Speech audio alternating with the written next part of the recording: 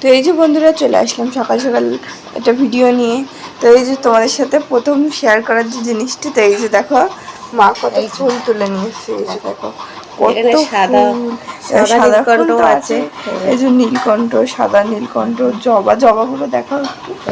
এই যে দারুণ দারুণ লাগে জবা ফুল বন্ধুরা। এই যে ভিজে ভিজে বৃষ্টিতে গিয়ে পঞ্চমুখী জবা, ভিজে ভিজে সব ফুল তুলে এনেছি। তুলসী পাতা, আর এখানে সাদা কি বলে নীলকণ্ঠ, নীলকণ্ঠ, জবা, আর সাদা তুলসী ফুল, পাতাগুলো কি সুন্দর বড় বড় তুলসী আর পাতা। এখানে এই যে এগুলো নয়নতারা, সব তুলে এনেছি। তাই যে চলো সাজিয়ে সুন্দর করে পুজো দিই। ঘর সাজিয়ে গুজিয়ে পুজো দিয়ে যেত বন্ধুরা। দেখো এখন এগুলো ভিজে চাল হয়ে গেছে ফুল তুলতে গিয়ে। সেই মানে এখনো মাথা মাথা কিছু আসলে কিছু করি, সিঁদুর টুদুর পড়া হয়নি, তো পরে পড়বো, আগে পুজো দিয়ে নিই। তোমরা দেখতে থাকো আর কেমন লাগে জানিও।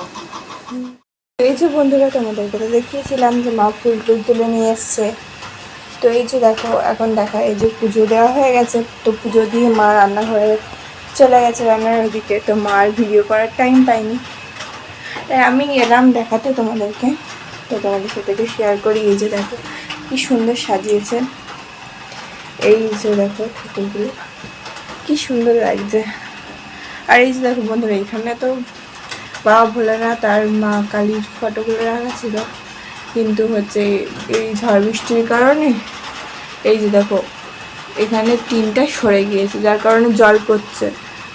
তো তাই সব ঠাকুরগুলো এক জায়গায় রাখা হয়েছে আর কি। তো এই যে আমার গপু সোনা, এই যে বাবা ভোলেনাথ, এই যে সবাই এক জায়গায় রয়েছে। আর এইদিকে এই যে মা লক্ষ্মী, গণেশ, এই যে সবাই, এদিকে সবাই এক জায়গায়। তো দেখালাম ঠাকুর ঘরে, তো কেমন লাগলো বলো।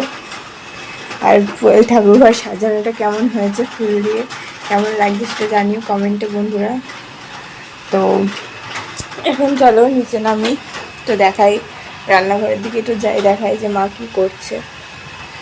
তো আর এই যে দেখো বৃষ্টি তো হতেই আছে, স্যাঁতস্যাঁতে ওয়েদার। এই যে জামা কাপড় তো কিচ্ছু শোকাচ্ছে না, সব ভিজে, ঘরে মেলা, এখানে মেলা, চারিদিকে মানে জামা কাপড়ের বর্ষাকালে যা হয়, তোমাদের বাড়িতেও নিশ্চয়ই হয়, জানোই। তো এই যে চারিদিকে জামা কাপড় চোপড় মেলা। আর ওই বর্ষার ওয়েদারে জামা কাপড় না শুকালে ভীষণ মানে প্রবলেম, অসুবিধা। তো যাই হোক চলো রান্নাঘরে যাই।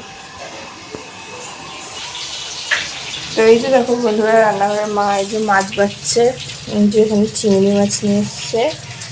আর এইগুলো কী মাছ বলো তো বন্ধুরা, এগুলো হচ্ছে পাকাল মাছ।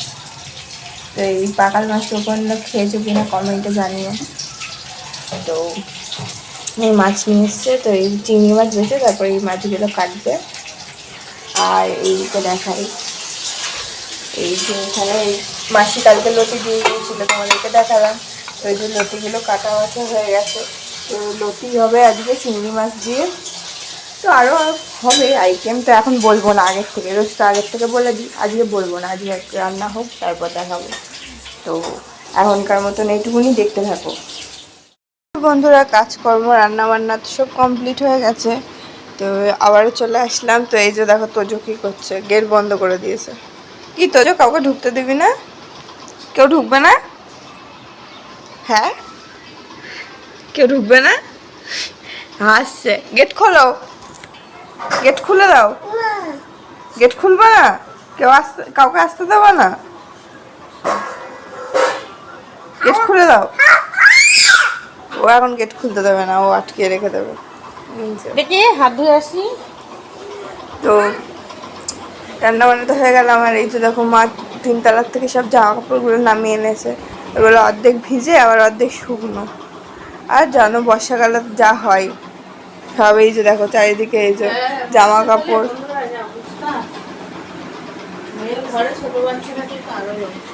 হ্যাঁ, তো যাই হোক রান্না বান্না তো কমপ্লিট হয়ে গেছে, তো দেখাই একটু যে কী রান্না করেছে। তো এই যে দেখো এখানে গরম গরম ভাত, এই যে। আর এইখানে কি রয়েছে দেখি, এইখানে এই যে এটা হচ্ছে কচুরলতি চিংড়ি মাছ দিয়ে করেছে, এই যে দেখো বন্ধুরা। আর এইখানে কি রয়েছে, এইখানে চিংড়ি মাছ ভাজা রয়েছে কিছুটা, আর এইখানে রয়েছে এই যে পাকাল মাছ এনেছিল, পাকাল মাছ আলু দিয়ে এই যে আদা জিরে বাটা দিয়ে ঝোল করেছে। এই হচ্ছে আজ দুপুরের মেনু। তো আইটেমগুলো কেমন লাগলো বলো। আইটেম তো বেশি কিছু হয়নি, দু রকমই রান্না করেছে। তো কেমন লাগলো রান্নাগুলো বলো। আর এই যে তোজো দেখো দুষ্টুমি করে বেড়াচ্ছে। তোজো ধরো ধরতো ধরতো। তো বন্ধুদেরকে টাটা করে দাও তোজো। তো টাটা বন্ধুরা, আবার দেখা হবে নিউ ব্লগে। Bye bye.